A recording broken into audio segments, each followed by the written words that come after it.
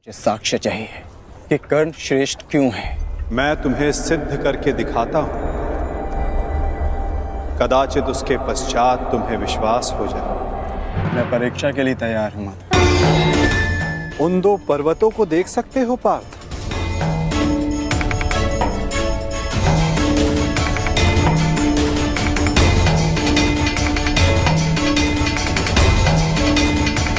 पर्वत? हाँ पार्थ, अब ये दोनों पर्वत स्वर्ण में परिवर्तित हो चुके हैं कि इन दोनों स्वर्ण पर्वतों पर तुम्हारा अधिकार है। और मैं ये चाहता हूं कि इन दोनों स्वर्ण पर्वतों को समान मात्रा में बांटकर इन ग्रामवासियों में दान कर दो। ग्रामवासियों,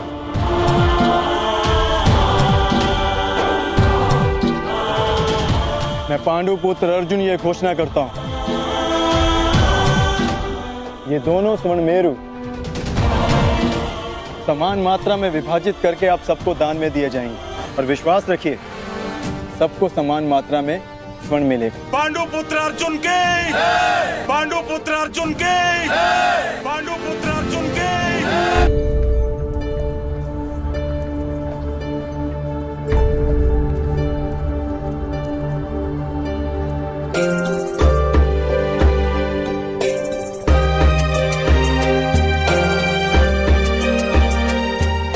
ये लोग तो पहले भी अपने भाग का स्वर्ण ले चुके हैं।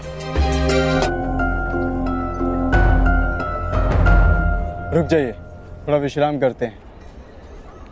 कुछ समय पश्चात पुनः प्रारंभ करेंगे। आपकी ये परीक्षा कब समाप्त होगी? अभी तक तो मैं आधा पर्वत भी नहीं बांध पाया और थकान सा अनुभव कर रहा हूँ। क्षमा चाहता हूँ माता, परंतु अभी तक मुझे आपकी इस परीक्षा में आपका उद्देश्य समझ नहीं आया। ठीक है पार्थ, मैं तुम्हें अपना उद्देश्य बताता हूं। दिव्य दृष्टि से बाण शक्ति से जीते ये सारा रण।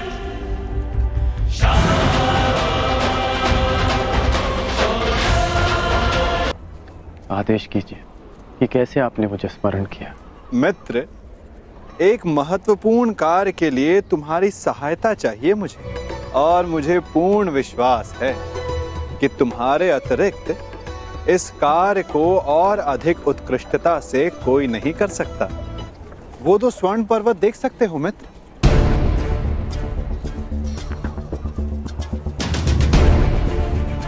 अब इन स्वर्ण पर्वतों पर तुम्हारा अधिकार है,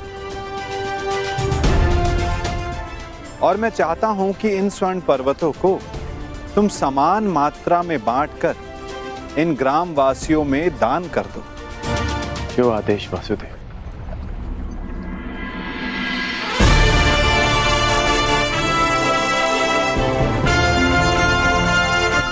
मैं सभी ग्रामवासियों से निवेदन करता हूं कि ये दोनों स्वर्ण पर्वत अब आपके अधीन है।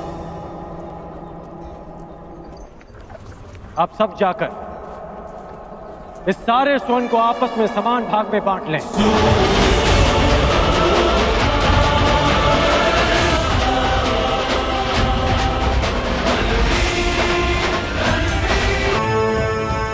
तुम्हें ये स्वर्ण इन ग्रामवासियों में बांटना था,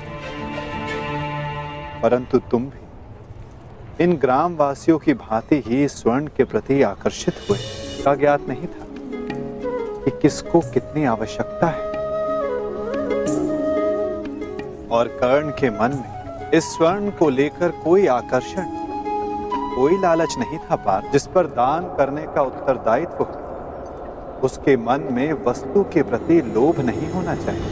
अरे मन में ये इच्छा थी कि तुम्हारा न्याय पूर्वक ये स्वर्ण दान करने के लिए ये लोग तुम्हारी प्रशंसा करें, और कर्ण के मन में केवल कर्म करने की इच्छा थी पार्थ। एक समय था पार्थ कि तुम केवल चिड़िया की आंख को देखते थे, परंतु आज तुमने केवल चिड़िया की आंख को नहीं पूरी चिड़िया को देखिए।